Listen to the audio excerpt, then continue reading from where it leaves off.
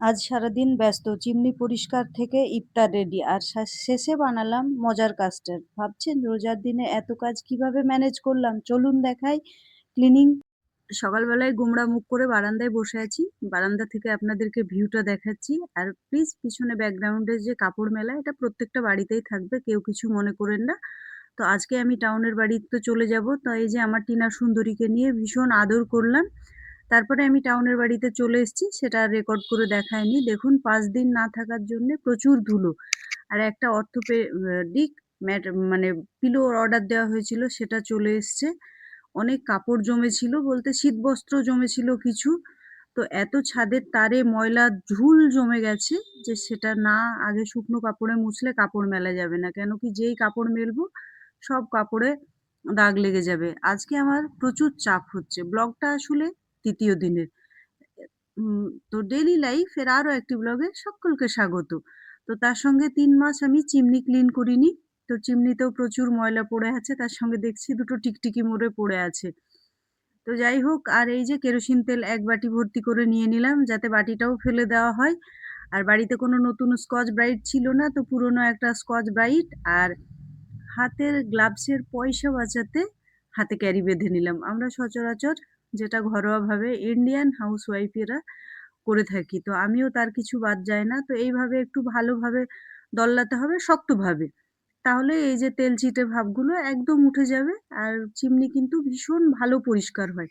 আমি বরাবরই কেরোসিনের তেল দিয়েই সবসময় চিমনি পরিষ্কার করি। তো আমার মতো আপনারাও করে দেখবেন যে ভীষণ সুন্দর হয়। মার্বেলেও আমি ব্যবহার করি। তো এই যে করার পরে দেখুন আমার চিমনি কি সুন্দর পুরো মুখ দেখা যাবে।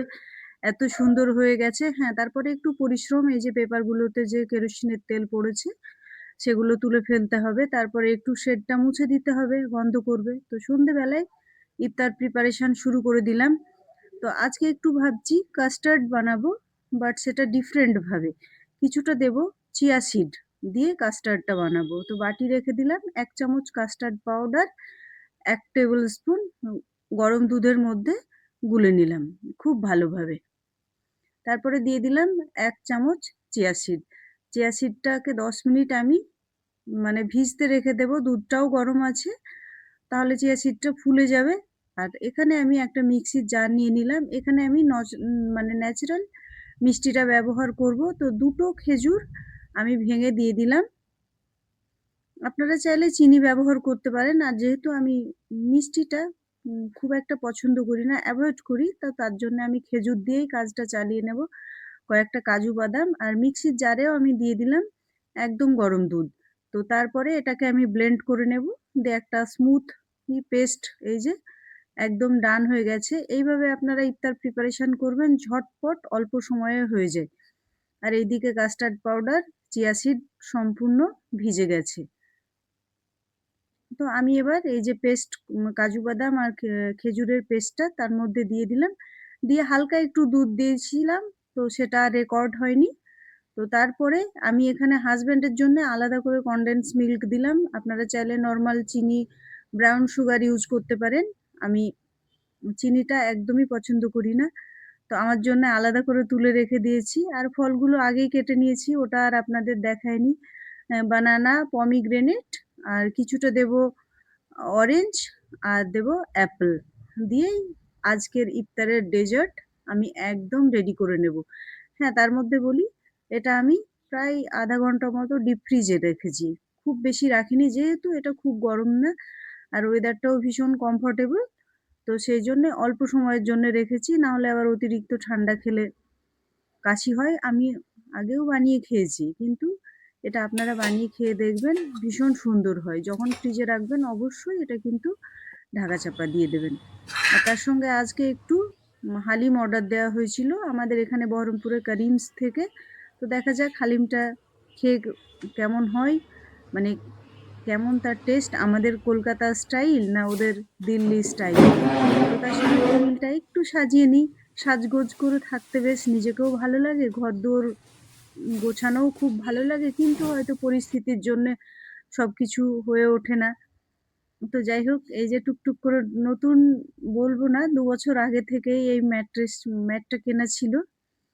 টেবিল কভারটা। তো পেতে নিলাম, তার সঙ্গে ছোট্ট একটু সাজুগুজু হয়ে গেল। আমার মতো কার বলুন তো সুন্দর করে গুছিয়ে খেতে আমাকে সবসময় ভালো লাগে পরিপাটি করে।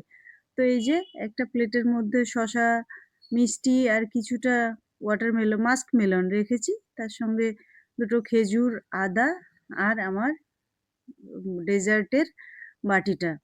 আর ২ টো গ্লাস, একটাতে হবে শরবত, একটাতে হবে সাদা জল। কেন আমি অতিরিক্ত বাসন-বাটি বের করি না। যেহেতু কাজের লোক নাই, আমাকেই তখন মাজা ধোয়া করতে হয়। সেইজন্য যত কম বাসন হয় সেইভাবেই আমি চলি। তো আমরা শরবতে সবসময় আম পান্নাটা ইউজ করি। হ্যাঁ, আবার কোনো সময় লস্যিও খাই। আমার শর্ট ভিডিওতে আপনারা দেখতে পাবেন। তো আম পান্নাটা খুব টেস্টি হয় এবং এটা হজম হতে খুব সাহায্য করে। তো এই আমার একদম শরবত রেডি হয়ে গেছে। তো শরবতটা একটু ঢেলে নেব। আর আজকের ইফতারও রেডি করে নিয়েছি। আর আজকে ৪ নম্বর রোজা। তো ব্লগটা আমি পরের দিনই আপলোড করব, মানে ৫ নম্বর রোজার দিনই দেখতে পাবেন। আপনাদের সঙ্গে অনেক বকবক করলাম। ভিডিওটা ভালো লাগলে অবশ্যই লাইক করবেন, শেয়ার করবেন আর কমেন্টস করবেন। আর আমার চ্যানেলটা অবশ্যই সাবস্ক্রাইব করে আমাকে আরও বেশি করে সাপোর্ট করবেন। মনোবলটা যেন ভেঙে না যায়। আমি প্রচুর চেষ্টায় আছি আপনাদেরকে নতুন ভিডিও দেওয়ার জন্যে। আমি যতটা পারি ততটাই চেষ্টা করি। প্রত্যেকেই ভালো থাকবেন, সুস্থ থাকবেন। তো আমার ইফতার রেডি হয়ে গেছে, তার সঙ্গে নামাজ কমপ্লিট। আজকের মতো